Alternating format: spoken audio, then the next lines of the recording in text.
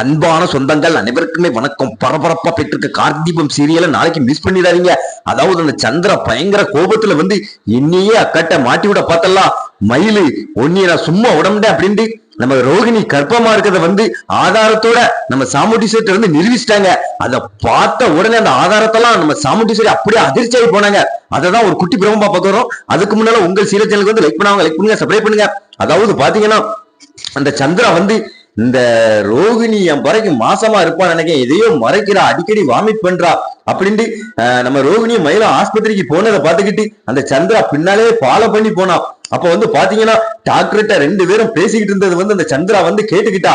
அதாவது அப்போ நீ கர்ப்பமா இருக்கியா, இவ்வளவு நாள் வீட்டுல எல்லாத்தையும் நீ ஏமாத்திக்கிட்டு இருக்கியா, இந்த விஷயத்த அக்காட்ட சொல்றேன். அதாவது உன் மாப்பிள்ள மயில்வாகனம் எண்ணிய மாட்டி விட்டாமலா, நான் சந்தோஷமா என் புருஷன் கூட சேர்ந்து பொங்க வச்சுக்கிட்டு இருந்தேன், அதை கெடுத்தாமலா மாட்டி விட்டு உன்னைய சும்மா விடமாட்டேன், இதை நிரூபிச்சு உன் மாப்பிள்ளைக்கும் உனக்கும் பெரிய தண்டனை வாங்கி கொடுக்குறேன் அக்காட்ட சொல்லி அப்படின்னுட்டு அதாவது வீட்டுக்கு கிளம்பி வராங்க. வந்து சத்தம் காட்டாம நிக்கிறாங்க. அதுக்கடுத்து நம்ம ரோகிணியும் மயிலும் அந்த ஃபைல் எல்லாத்தையும் அந்த ஸ்கேன் ரிப்போர்ட் எல்லாத்தையும் கொண்டு ரூம்ல வச்சுட்டு வராங்க.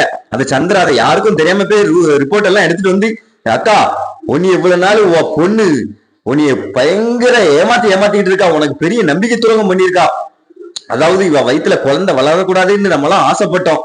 அதாவது அந்த குழந்தை வளர்ந்ததுன்னா அந்த கிழவி குடும்பமும் இந்த குடும்பமும் ஒண்ணு சேர்ந்துரும், அது சேரக்கூடாதுன்னு நம்ம நினைச்சோம். ஆனா நமக்கே தெரியாம இவ குழந்தை பெற்றுக்கிட்ட போப்புறா. அதாவது இப்ப இவ மாசமா இருக்கா. அதாவது இன்னும் இந்த குழந்தைய நம்மளால நினைச்சாலும் அழிக்க முடியாது, 6ஆவது மாசம் நடக்குன்னு நினைக்கேன் அப்படின்னு சொன்னோன்னே, என்னடி சொல்ற, இந்த ரிப்போர்ட்டை பாரு அப்படின்னு எல்லாத்தையும் காமிச்சோன்னே அதை பார்த்து நம்ம சாமுண்டீஸ்வரி அப்படியே அதிர்ச்சி ஆகுனாங்க.